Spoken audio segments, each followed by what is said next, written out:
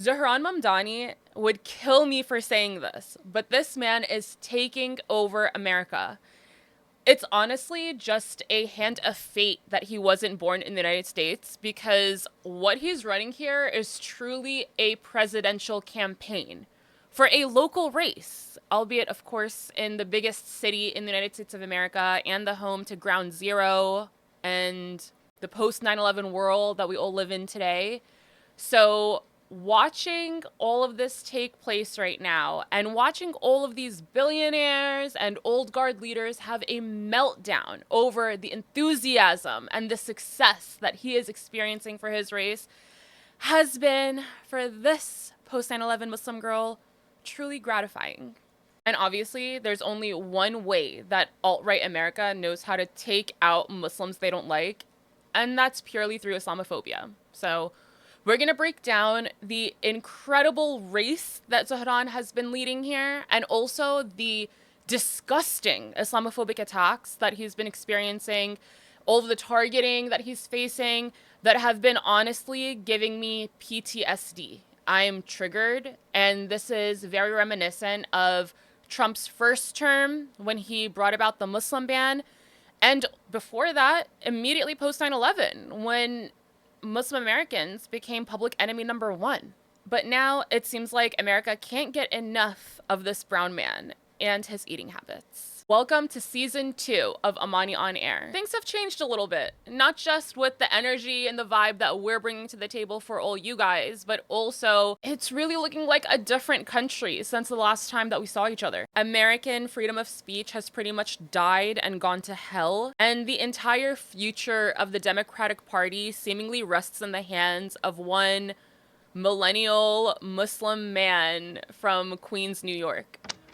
First things first, I genuinely believe that Cuomo has disqualified himself from being the mayor of New York City or being the mayor of any American city in this year of 2025, for that matter, okay? The level of hate and Islamophobia that Cuomo has been relying on for his pretty much hopeless campaign has been so vile and disgusting, just as an American Muslim, let alone as somebody from New York, okay? Because having lived, worked in New York for probably the majority of my adult life, I have witnessed firsthand and experienced firsthand how Islamophobic rhetoric, especially in the heart of Ground Zero, has directly resulted in real life or death circumstances for so many New Yorkers. And it ripples out not only to the rest of the country, but this type of anti-Muslim hate, as we've seen literally since Trump 1.0,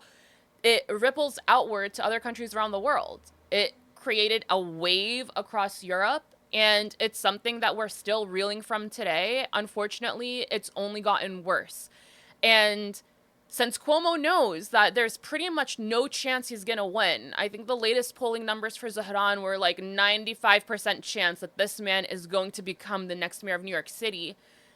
Cuomo has no other cards to play, so he is going all in on American Islamophobia. This is his entire campaign strategy, okay?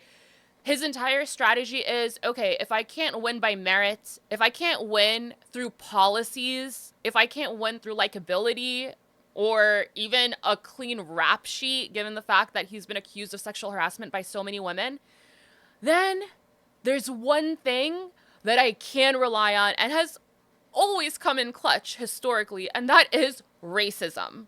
Let me just entirely focus on racism and depend on the fact that Americans may be silently, secretly still harboring a lot of resentment and hatred for Muslims. And let me play to that. Let me try to trigger that to convince people to ignore that Zohran runs laps around me and instead drown all of that out by focusing on his Muslim identity. And honestly, he's been doing a damn good job. Don't even get me started on that, okay? What in the world does an Indian Muslim man with a Ugandan citizenship have to do with 9/11? What is the connection here at all? Except for the fact that he is Muslim. It's literally saying We need to blame an entire group of people. It's like almost 2 billion people on earth that make up the Muslim religion now, for the acts of a few, literally like a handful of individuals, okay? The absurdity of this. It is so vile, it's so in your face. And I will be honest with you, as a Muslim woman, as an American Muslim woman, and having grown up under the shadow of post 9/11 Islamophobia, it makes me really sad because I've witnessed over the course of the past 2 decades the American Muslim community dedicate so much time, energy, valuable and scarce resources to trying to convince the American public that we're human beings and that we don't believe in terrorism. Stop blaming us for this. And if anything, it's like the American Muslim community has been peddling to mainstream Americans, please like us, please see us as equals. And to see that all of that, those 2 decades of work and all of the, what we hope is progress that was made as a result of those efforts, just be absolutely diminished instantaneously within one election cycle for New York City, a local election race. It's been very, very devastating for me because I'm just like, what the hell was the point of that? And also it's like, okay, so there's literally nothing that American Muslims can possibly do to convince the general, like the non-Muslim American public, or I honestly, let me be more specific, I guess like alt-right conservatives, I don't even know what group to put them in, that we are human beings that are not defined by our religious identity. I don't know. I mean, even if we were defined by our religious identity, that still should mean that we're equal human beings, But it's been very, very upsetting. I have been on the receiving end of hate crimes. I have experienced firsthand the hate that results from seeing Muslims as less than, or seeing Muslims as an enemy, or always, opposed to Western values, whatever the hell that means, because Western values, they, represent something entirely different to the global South than they do to, our commercialization here. I can go on for days about this, but let's just go back to Cuomo, okay? Because Cuomo has really thrown his fellow New Yorkers. I hesitate to say fellow New Yorkers because he apparently doesn't even live in New York City, which is crazy. But just fellow Americans, fellow human beings, he's really thrown us under the bus for what seems like his entitlement to the role of New York City mayor. Term limits exist for a reason, okay? This is supposed to be a democracy. The positions are supposed to be constantly changing. There should not be a political dynasty like that of the Cuomos. The positions are supposed to be constantly changing. Our leaders are supposed to be constantly changing to reflect the changing times, the changing sentiments of the people. And yet in today's modern American democracy, for our politicians today, it's just a rat race of who can hold onto their seat the longest. When I ran for Congress in 2020, I was challenging Congressman Frank Pallone, who has occupied his congressional seat for longer than I've been alive. These are 2-year terms for Congress, okay? At this point, our politicians are treating these positions like it's tyranny. Like it's truly tyranny. And because of that, we see that America is suffering. The people are suffering. The old guard are so outdated. We need new leadership. And Zohran Mamdani is representing that for so many people, especially for our young generation. It's like this changing of the guards that's finally happening.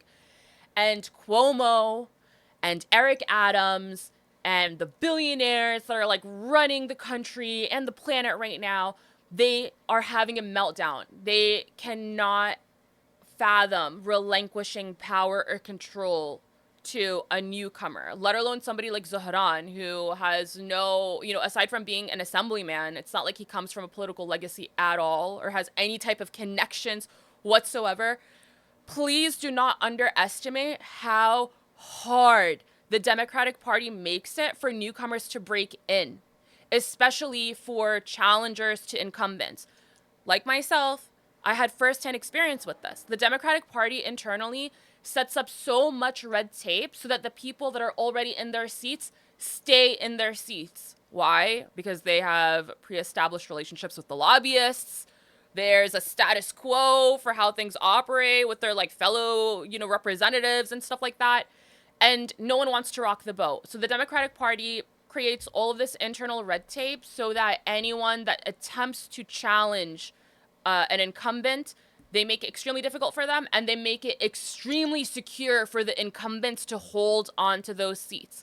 I'm telling you, when I ran for Congress, they didn't even want to give me the voter list for who's registered as a Democrat in the state of New Jersey. Apparently, there's a rule in the New Jersey Democratic Party that list is only made available to incumbents. What the hell do the incumbents need that list for? It's the newcomers, it's the challengers that need to make those inroads. And if this was truly democracy, that's what would happen. But it's not. It's not a democracy, So Cuomo is just our latest case study of the entitled white man having a literal temper tantrum over the fact that he is being told no, which, as Zohran's campaign has reminded us, he's a man that simply does not understand the word no, based on all of the testimonies from all of the women that he has sexually harassed and who he has been avoiding like the plague during this election cycle. Let me tell you guys a story of a real incident that happened in New York City as a direct result of anti-Muslim rhetoric and all of this prejudice that we're seeing reach a fever pitch right now, okay? Now, this took place in 2012, but since then there have been a lot of similar hate crimes that have taken place, specifically on the New York City subway, targeting Muslim-looking people that just simply haven't captured national headlines, let alone local ones in some cases. But this specific one really haunted me because this was at a time when I had like my first internship in New York. I was like commuting there all the time. And so it was really scary for me during this climate. But anyway, this specific incident happened in 2012. It was a murder, okay? In 2012, a 31-year-old woman pushed a man off of the tracks of a subway platform in front of an oncoming train because he looked Muslim. She literally admitted to it. She said, "I pushed a Muslim off the train tracks because I hate Hindus and Muslims. Ever since 2001, when they put down the Twin Towers, I've been beating them up." Now, obviously, the man was killed. There have been many such incidents, especially involving, for example, Sikh men. The Sikh community has been a direct victim of Islamophobia because Americans have a stereotypical image of what Muslims look like. Basically, innocent people suffer by this type of hateful rhetoric. On every anniversary of 9/11, I used to change the way that I wrap my hijab to make it more religiously ambiguous because I was afraid of being victimized by Islamophobia. No person should have to deal with that. Every single American, every single human being should be able to walk the streets without fear of being attacked for their identity or the way that they look. Tell that to Cuomo. And if anything, I am personally very reassured and happy about the fact that I genuinely don't think that Cuomo's strategies are working. They might be working by the same old people, where we expect them to work, but in terms of actually appealing to sane people, okay, I don't know how else to say it, but normal people see through the bullshit, and not only do they see through it, but they are disgusted by it, okay? I don't think this is working. And the funny part about it, Cuomo forgot that we're not in 2001 anymore, okay? This is not 2001, at a time when it would work, 2003, Bush era Iraq war. We are not in those times anymore. Things have changed, okay? And those of us that were children during that era are the adults now. And we are insisting on taking back the reins of leadership in this country and making the changes that we want to see possible. I'm at the very least reassured that his campaign strategy seems to be falling flat on its face right now. Here's the thing, guys.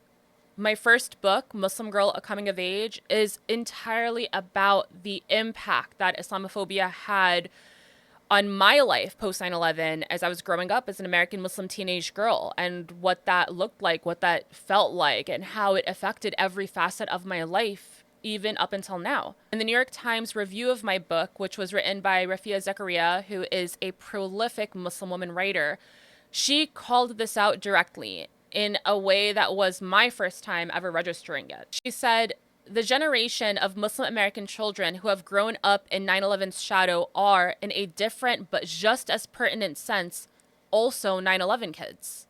And she basically said that my experience is a chronicle of how these other children of 9/11 have been impacted by America's inveterate gluing together of Muslim and terrorist. It is an account that should both enlighten and shame Americans who read it. Now, this New York Times book review was published in 2016, so it's been almost a whole decade. And Rafia Zakaria's words still ring true, unfortunately, even today in the big old year of 2025. And I genuinely feel like this is all deja vu. It's like we had these conversations already. We went through this cycle already. We taught through all of this already. Why are we repeating all of this now? And it comes down to the fact that we have politicians that are literally trying to grip for power with the only thing they know how, and that is racism. They are trying to stoke the flames of divisiveness in our country. They are very well aware that it's divide and conquer. And in that way, you know, it really pains my heart to have to live through this again. And especially to think about the new generation of young American Muslim children that will have to live through these sound bites and these media cycles. It's just so entirely irresponsible and destructive of our politicians. And it just really, truly makes me sick. It makes me sick to my stomach, to my core.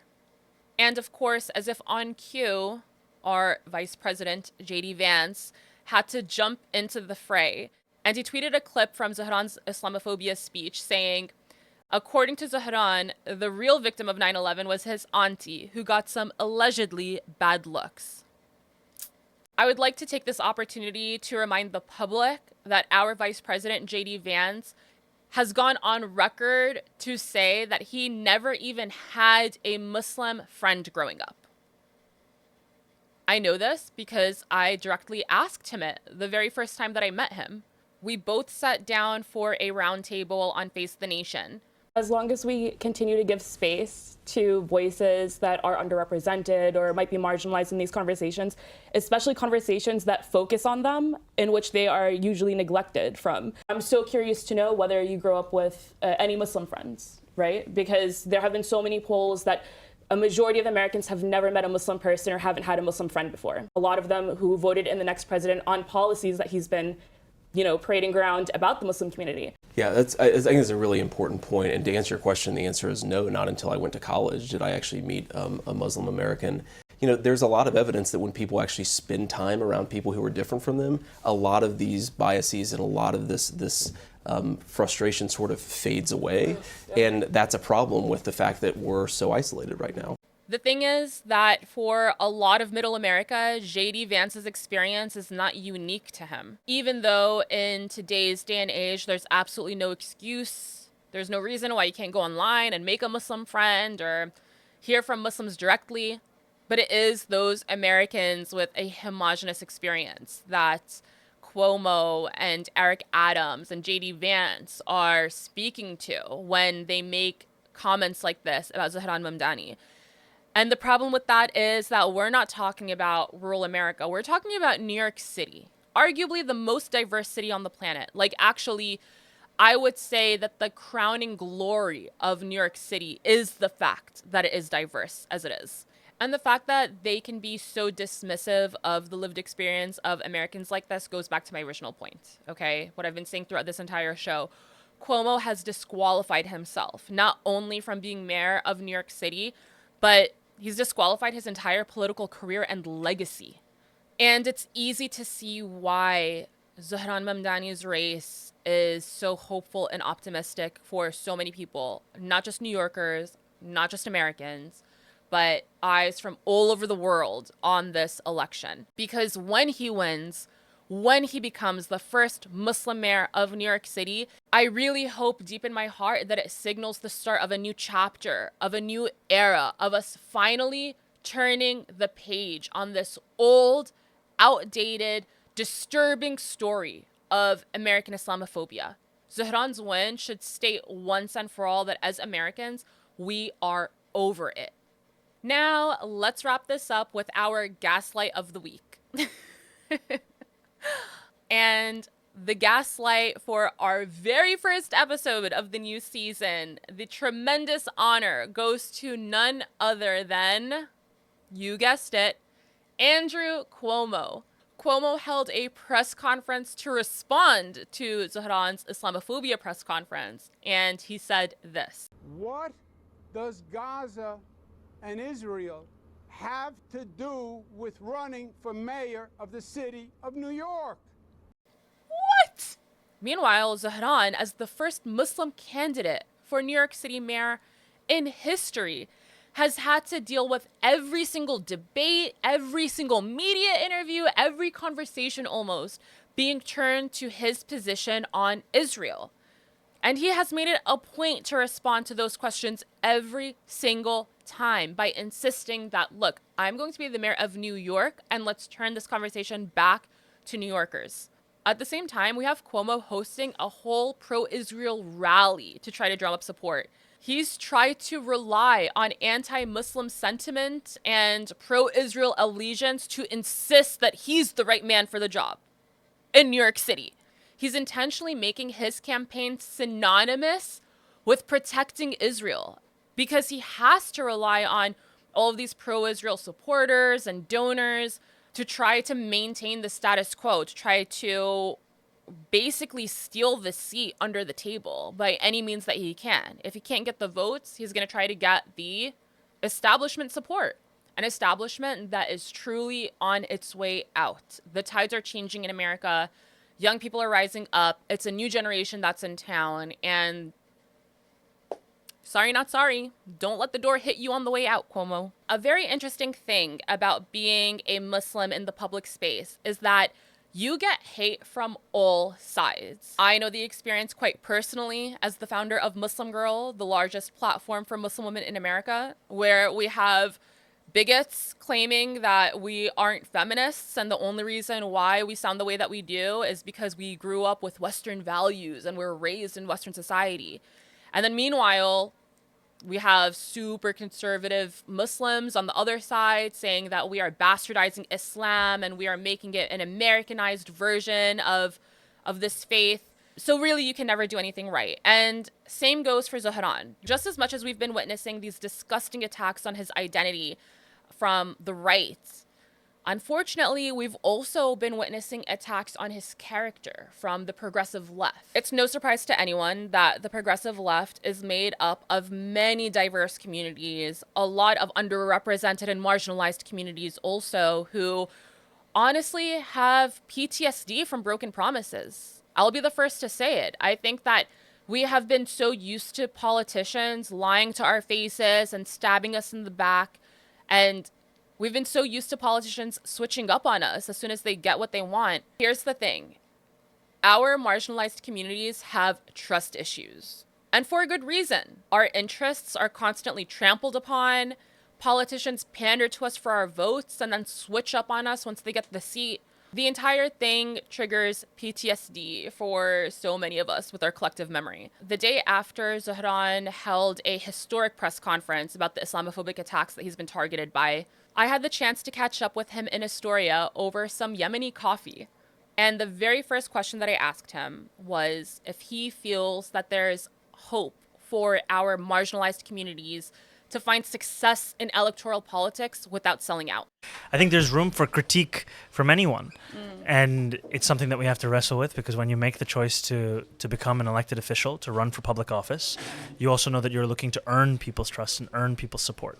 And for me, at the heart of this campaign has always been an understanding in the focus of it which is to make the most expensive city affordable, to do it by freezing the rent for rent-stabilized tenants, making buses fast and free, delivering universal childcare, and a politics that's consistent. And that means extending those beliefs in freedom and justice and safety to also include Palestinians.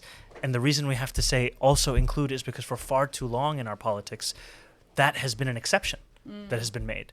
And that is not something that I have changed or will ever change, because the meaning of universality comes from your willingness to apply it to all people. And it was actually just in this very cafe that I sat with a number of Palestinian New Yorkers not too long ago, in hearing the stories that they have had to live through, that their families have had to live through. And the fact that this pain, it's not just that it's not been addressed, it's that so often it's not even been recognized as being a part of what it means to live in this city. Yeah. And that is going to end when I am the mayor, because I'll be a mayor for every single person here. That includes Palestinian New Yorkers too. Absolutely. And as a Palestinian woman, I truly thank you for that. It hasn't been easy for me to watch the attacks that you've been getting on either side. So we really appreciate you putting yourself out there for us. Thank you. Obviously, also as a Muslim, going over along that storyline of being a Muslim in the public space, it's like you can't do anything right. And like the latest has been your eating habits. Yes. People are just obsessed with the way that you eat your food. Yeah. Anthony Bourdain is rolling in his grave right now. But you also had this photo go viral recently that was taken of you and your wife, the incredible Rama. Yes, okay, the incredible Rama. Who both of you? It was like so low key. You guys were like out for sushi, and apparently this is like you can no longer be a socialist anymore because you ate out at a dining facility. You know. Yeah. But can you just like bring us into that like moment? What has that been like just on a personal level? You know, dealing with all of this hate from like the outside and then like, coming into an intimate moment like that. You know, you going home to Rama at the end of the day, especially as like a young Muslim couple. Well, and also is Rama pissed at you? Like Rama is not. I'm so lucky to have met Rama, and you know we have a tradition where we go out for dinner the night before the debate. So we've done so 3 times before. This was the 4th and final debate. So we went out for dinner for sushi. And there was a man apparently 2 tables away, took a photo of us. And I didn't see his face, but he very quietly, as he was leaving, said, "Cuomo 2025." Okay, and so I it's don't know, politically motivated. I don't know if it was Michael Rappaport himself or if it was someone else, but he ran off very quickly. Michael Rappaport is out in Israel somewhere. So I guess it wasn't him.